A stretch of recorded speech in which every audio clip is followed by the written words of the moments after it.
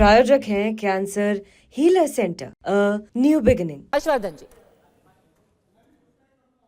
नहीं पद्मजा, मुझे लगता है कि जब डिबेट में कोई पार्टी का राष्ट्रीय अध्यक्ष फंस जाए तो फिर कुछ बचता नहीं, कुछ भी ऊटपटांग बोल रहे हैं। गौशाला में गाय गोबर के लिए सिर्फ नहीं जाती है ना। गौशाला में क्यों जाती है गाय?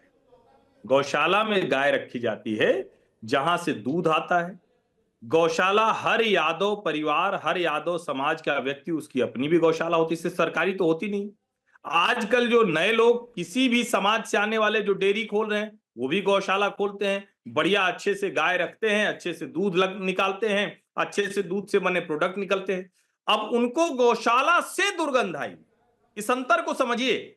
और ये सारी लड़ाई जो राहुल गांधी कर्नाटक और तेलंगाना के बाद मुस्लिम मतों को प्रथम प्राथमिकता पर कांग्रेस जो पाती दिख रही है, उसकी लड़ाई है।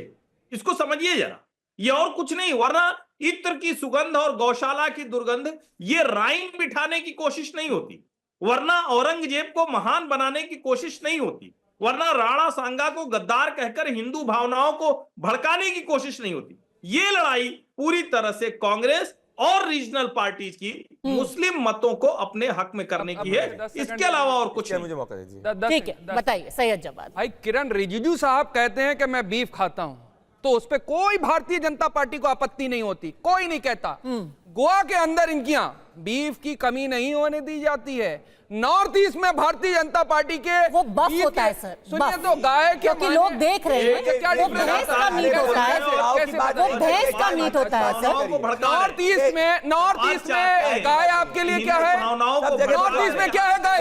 मैं चैलेंज कर रहा हूँ आपको, मैं चैलेंज कर रहा हूँ। नॉर्थ ईस्ट में आप पद से इस्तीफा देंगे, आप इस्तीफा देंगे पद से अपने। नॉर्थ ईस्ट के अंदर गाय इनके लिए क्या है?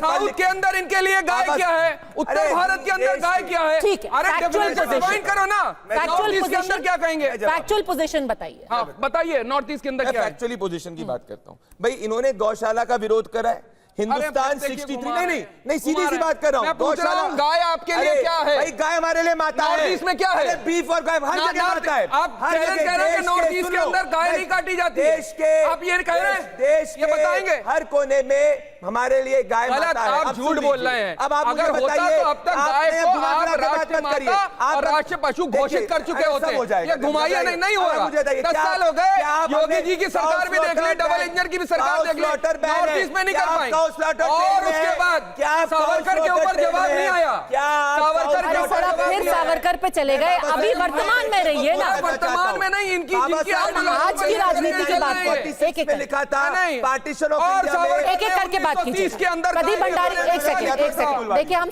तीनों चिल्लाएंगे यहाँ बैठ करके। तो वीर हो रहे थे सावरकर जी, सावरकर जी आपके लिए महान हो रहे थे। और गाय के बारे में सावरकर जी कुछ प्रदीप भंडारी एक सेकंड चुप्पी साथ देती है, तो अल्फाज नहीं निकलते।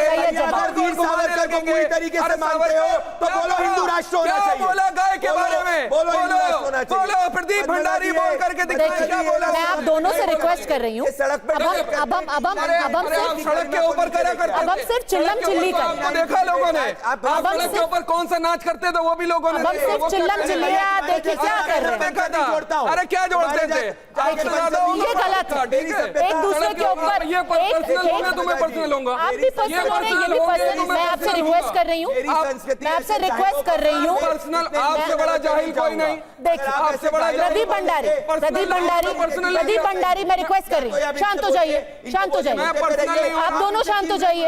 मैं रिक्वेस्ट कर रही हूँ, सैयद जवाद प्लीज चुप हो जाइए, प्लीज चुप हो जाइए सैयद जवाद प्लीज। अब 30 सेकंड मैं दे रही हूं प्रदीप भंडारी, 30 सेकंड से ज्यादा 1 सेकंड मत लीजिएगा, अपनी बात पूरी कीजिए। सैयद जवाद प्लीज बीच में मत बोलिएगा, और फिर मैं आपको पूरे 30 सेकंड दूंगी जवाब देने। पद्मजा जी मैं सीधी बात कह रहा हूं। हमारे लिए इन्होंने बोला गाय हमारे लिए माता है, ये हमारा स्टैंड है। 1946 में बाबा साहेब भीमराव अंबेडकर ने पार्टीशन ऑफ इंडिया की किताब में लिखा था कि हिंदू और मुसलमान के बीच में जो मेन डिस्कॉर्ड का कारण जो है वो काउ स्लॉटर होता है, कि कई मुसलमान हिंदुओं की भावना से जुड़ा होता है काउ स्लॉटर, और उसका सम्मान नहीं करते। अगर इनको गौशाला बदबूदार लगती है, गौशाला से मिल्क प्रोडक्शन होता है। भारत में 63.5% मिल्क प्रोडक्शन इतने सालों में बढ़ा है। इतने किसान जो है वो गौ माता के ऊपर डिपेंडेंट होते हैं और पूरे के पूरे दुग्ध उत्पादन पर डिपेंड होते हैं। तो अखिलेश यादव तो किसानों कानूनों के खिलाफ जा रहे हैं। और पूरे के पूरे वापस से कहूंगा, उत्तर प्रदेश और ब्रज की भूमि के अंदर गौ को माता मानते हैं। क्या अखिलेश यादव उत्तर प्रदेश के अंदर आते हुए कसाई खाने को ऑफिशियली बदबूदार नहीं कह रहे, यहाँ पे गौ माता को बदबूदार, गौशाला को बदबूदार कह रहे हैं? हमारे सनातन समाज का अपमान नहीं, अपमान है। ठीक है, ये ना सिर्फ गौपालकों का अपमान है लेकिन किसानों का भी है, क्योंकि वो भी गाय को रखते हैं, गाय को पालते हैं। सैयद जवाद, आपका वक्त अभी शुरू होता है। बिल्कुल सही बात आपने कि किसानों की स्थिति क्या है और किसान कैसे मतलब जो है पूरे एक साल तक सड़कों पे बैठे रहे और उनके लिए जो लेकर के चीजें, मैं अब किसानों की बात करी ना, उत्तर प्रदेश ही नहीं पूरे देश के अंदर किसानों की जो स्थिति भारतीय जनता पार्टी की मौजूदा सरकार के अंदर हो गई, उसके ऊपर चिंता कर ले।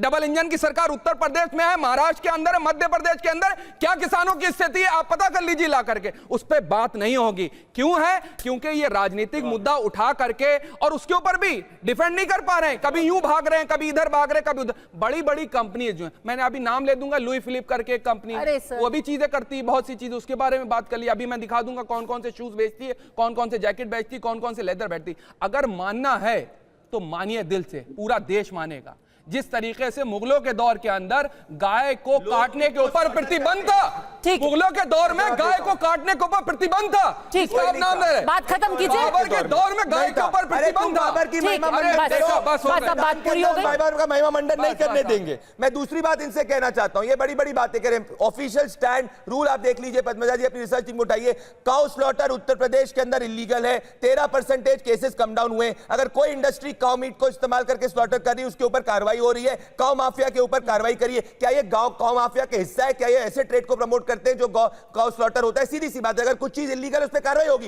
ये इलीगैलिटी को पैनल पे क्यों प्रमोट कर रहे हैं? ठीक है, एक और काउ में फर्क है, बता देंगे दो दिन में भैया। बाबर और औरंगजेब के बता देंगे 2 दिन के अंदर, आप तो नहीं। बाबर और औरंगजेब को अपना आदर्श मानने वालों को सनातनी समाज, अरे आप तो जिन्हें अभी औरंगजेब की क्योंकि बात आई है, ये भी औरंगजेब की बात आई है, एक सेकंड।